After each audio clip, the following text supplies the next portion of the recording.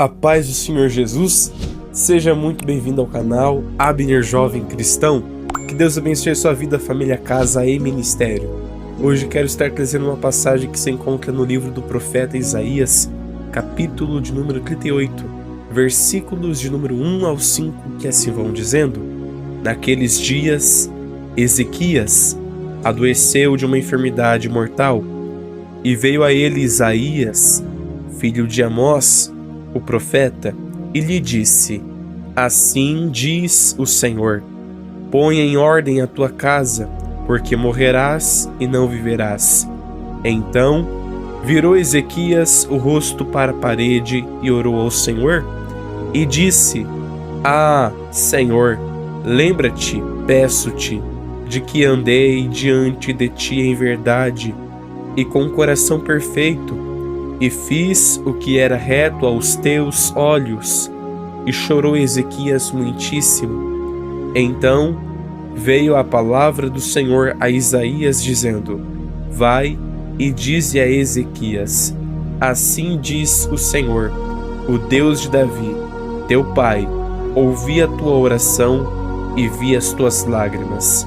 Eis que acrescentarei aos teus dias 15 anos.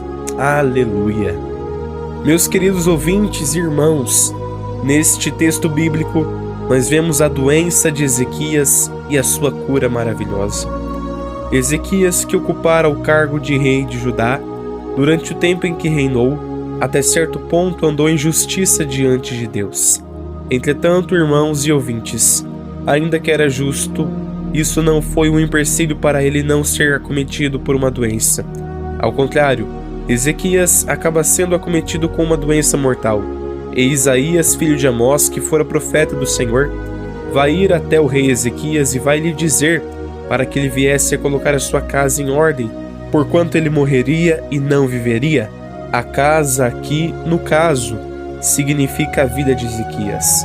O rei Ezequias, após ouvir a palavra que o Senhor estava dirigindo a ele, usando o profeta, vai virar o rosto para a parede e vai orar ao Senhor, pedindo para que o Senhor se lembrasse de que ele havia andado diante de Deus, em verdade, com o coração perfeito, e havia feito o que era reto aos olhos do Senhor, e ele chorou muito. Então a palavra do Senhor vai vir a Isaías, dizendo que ele deveria ir e dizer a Ezequias que assim dizia o Senhor, o Deus de Davi, pai de Ezequias. Aqui, Davi é citado como pai de Ezequias no sentido genealógico, ou seja, Ezequias era descendente de Davi. Isaías deveria dizer, segundo a palavra do Senhor, que Deus havia ouvido a oração de Ezequias e havia visto as suas lágrimas. Eis que o Senhor acrescentaria aos dias de Ezequias 15 anos e livraria a Ezequias das mãos do rei da Assíria. A Ezequias e aquela cidade, Deus disse que defenderia aquela cidade. Lembrando, meus ouvintes, que o rei Ezequias reinou sobre o reino de Judá. Como sinal daquilo que o Senhor estava efetuando, Deus voltaria a sombra em 10 graus. Assim sendo, o tempo retrocedeu 10 graus.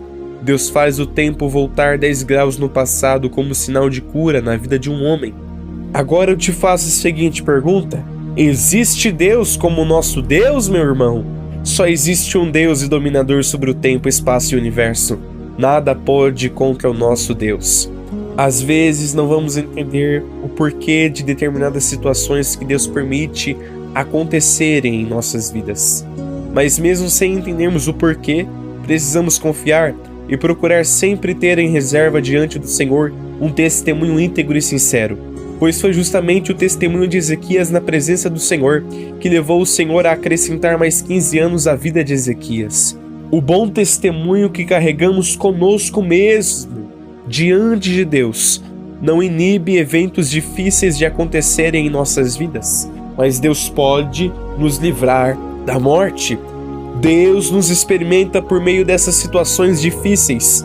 Um bom atleta sempre busca superar suas limitações corporais, alcançar uma distância mais longa do que a percorrida no dia de ontem.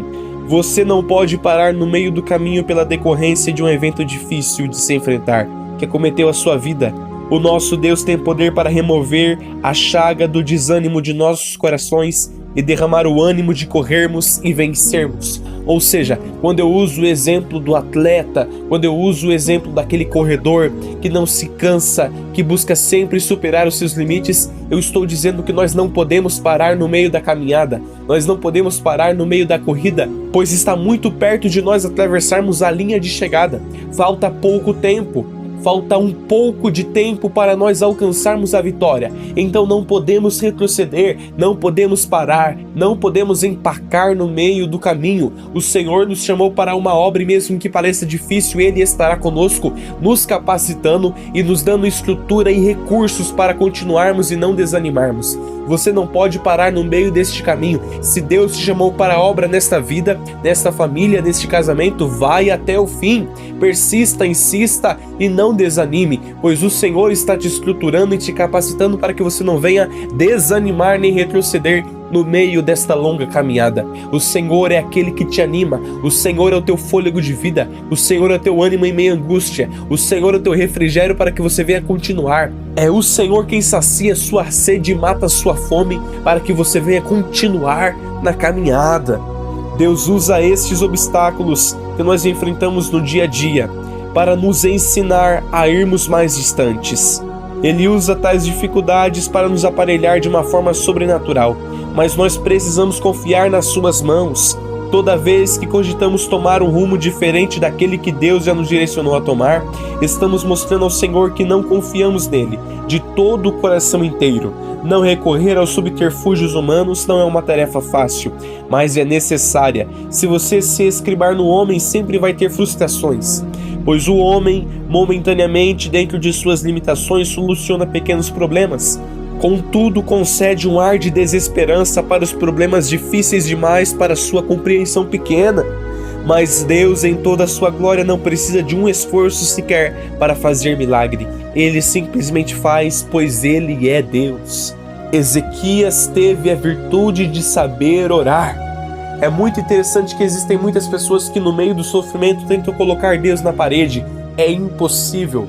Deus é o Todo-Poderoso e Ele não precisa de pessoas que tentam o questionar. Ele não precisa ser questionado. Nós não precisamos questionar ou murmurar quanto à vontade do Senhor. Se Ele permitiu, se aprove a Ele permitir determinadas situações, é porque Ele sabe que determinadas situações têm um propósito celestial em nossas vidas. Então não reclame, não murmure, mas aceite a vontade do Senhor. Aceitar a vontade do Senhor não é lutar contra circunstâncias difíceis. Aceitar a vontade do Senhor não é aceitar o momento de calamidade. Meu irmão, Ezequias aceitou a vontade do Senhor, mas fez uma oração. Ezequias teve sabedoria para falar com Deus. Ezequias teve sabedoria para orar ao Senhor. E é isso que muitas das vezes nos falta. É isso que muitas das vezes falta em nossa oração. Sabedoria para pedirmos. Sabedoria para falarmos com o Senhor. O Senhor é o Todo-Poderoso e Ele faz o que Ele quer em nossas vidas. Ele não precisa ser questionado. Ele é absolutamente inquestionável. Ele é absolutamente indescritível. Ele não precisa de descrições humanas para operar. Ele não precisa da opinião do homem para fazer ou deixar de fazer. Ele é Deus, mas nós precisamos ter atitude. Não podemos sentar no lugar da calamidade e esperarmos algo acontecer. Precisamos confiar no Senhor e buscar da parte dele a resposta para os problemas que têm se levantado em nossas vidas. Precisamos ter um bom testemunho de integridade, sinceridade e verdade diante de Deus, pois Ele atenta para a oração dos justos, Ele atenta para a oração daqueles que temem ao Senhor e demonstram este temor expressamente em suas obras, mostrando ao Senhor que eles realmente são servos e filhos íntegros da vontade do Pai. Jesus disse que a vontade dele era fazer a vontade do Pai. Quando nos apossamos do poder de nos tornarmos filhos de Deus, automaticamente a nossa vontade passa a ser fazer a vontade do Pai. Então o meu coração se alegra naquilo que o coração de Deus se alegra. Se o coração de Deus, se o Senhor está permitindo uma situação, eu não vou questionar, eu não vou murmurar, mas eu vou entender que se o Senhor está permitindo é porque Ele tem um propósito. Às vezes Deus queria acordar Ezequias para a vida. Deus queria que Ezequias colocasse a sua casa no lugar, independentemente se a morte viesse a chegar na sua vida. Deus queria uma posição fiel de Ezequias. Às vezes Deus permite determinadas situações que hoje nós não entendemos, mas amanhã nós compreenderemos que foi para o nosso elevo e construção espiritual. Aquilo que Deus permite em nossas vidas muitas das vezes é para nos construir, é para nos ensinar, nos moldar e preparar para aquilo que Ele há de fazer em nossas vidas. Então, independentemente da doença, do dia mau, do dia difícil, confie no Senhor, espere no Senhor e busque ter um bom testemunho diante de Deus, pois Ele é o Todo-Poderoso e Ele pode nos livrar de toda dor e sofrimento, mas Ele também pode permitir essa dor e sofrimento, pois em tudo que Ele permite na vida de um filho seu, Ele tem um propósito. Amém? Esta é a palavra que Deus tem depositado em meu coração. Se você gostou desse vídeo e não é inscrito neste canal, eu te convido a curtir este vídeo, se inscrever neste canal, ativar o sininho das notificações e compartilhar com mais alguma outra pessoa para que esta outra pessoa também seja abençoada por esta palavra. Que Deus te abençoe em nome do Senhor Jesus.